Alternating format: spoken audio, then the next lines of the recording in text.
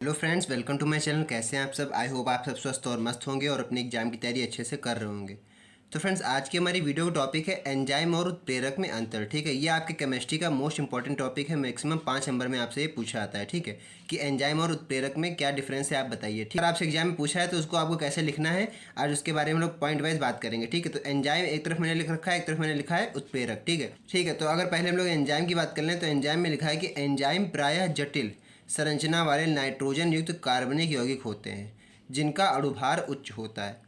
Enzyme में ठीक है, एंजाइम की एक खासियत होती है कि ये जटिल संरचना के होते हैं। ठीक है, इनकी जो संरचना होती है वो काफ़ी कॉम्प्लिकेटेड होती है। ठीक है, उत्प्रेरक में लिखा हुआ है कि उत्प्रेरक केवल धातु अथवा हाइड्रोजन यानी H+ आयन जो होते हैं हमारे जैसे संरचना सरल कण होते हैं जो निम्न अणुभार वाले होते हैं।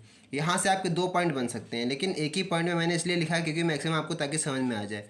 एंजाइम जो होते हैं प्राय जटिल संरचना वाले होते हैं। ठीक, यहाँ पर देखिए, अगर कंपेयर करके देखते हैं, कंपेयर कर रहे हैं तो यहाँ पर देखिए लिखा है जटिल संरचना वाले हैं, यहाँ लिखा है उत्प्रेरक केवल धातु अथवा हाइड्रोजन जैसे सरल कण होते हैं। ठीक है, दूसरा पॉइंट इसी में देखिए, आप ध्यान दीजिए, लिखा है कि ये जिनका अणुभार उच्च होता है। जो एंजाइम होते हैं हमारे, इनका अणुभार कैसा होता है? हाई होता है, यानी उच्च होता है। यहाँ पर लिखा है जो निम्न अणुभार वाले होते हैं। उत्प्रेरक होते हैं, इनका अणुभार कैसा होता है? निम्न होता है। ठीक है, कम होता है। बात हो गई एंजाइम और उत्प्रेरक के लिए। अब अगला पॉइंट देखते हैं। अगला पॉइंट लिखा है जीवित वस्तुओं से ही एंजाइम निर्मित होते हैं जो सामान्यतः प्रोटीन होते हैं।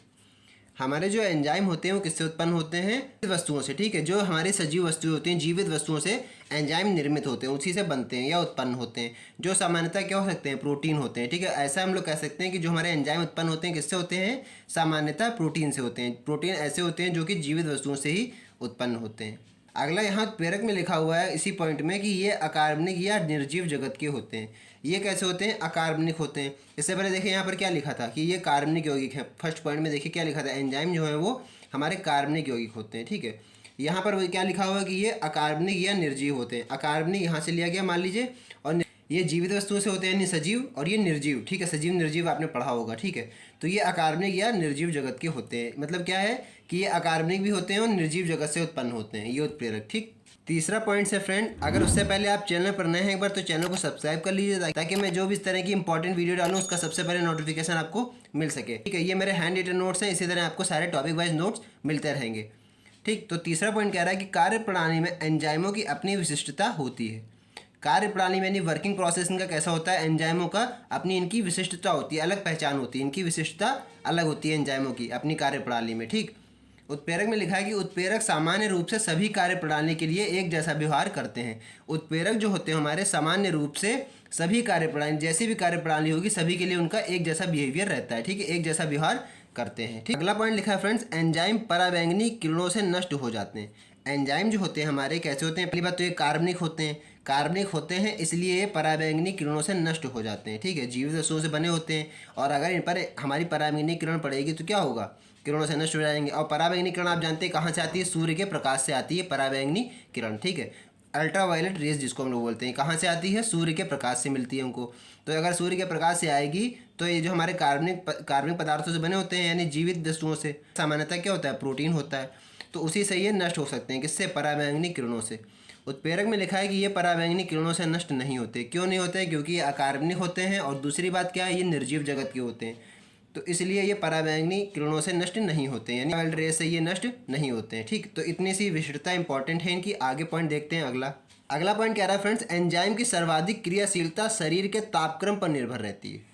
एंजाइम की जो सबसे ज़्यादा क्रियाशीलता होती है किस पर निर्भर करती है? शरीर के टेम्परेचर पर। शरीर का जैसा आपका टेम्परेचर होगा उसी हिसाब से आपका एंजाइम जो है क्रियाशील रहेगा, एक्टिव रहेगा। ठीक है, और उत्प्रेरकों में लिखा है कि उत्प्रेरकों के लिए सामान्यतः उच्च ताप की आवश्यकता होती है। उत्प्रेरक के लिए क्या होती है? हमेशा हमको हाई टेम्परेचर चाहिए होता है। हालांकि होते हैं ये निम्न अणुभार वाले, ये होते हैं निम्न अणुभार वाले, जैसा कि आपने पहला पॉइंट पढ़ा था, ये निम्न अणुभार वाले होते हैं। लेकिन इनको जो टेम्परेचर कैसा चाहिए होता है? हाई, है ना, उच्च ताप चाहिए होता है। एंजाइम के लिए आपने पढ़ा था कि इनका अणुभार उच्च होता है लेकिन शरीर के तापक्रम के हिसाब से ये क्रियाशील रहते हैं। ठीक है, तो इस हिसाब से ये लोग वर्क करते हैं।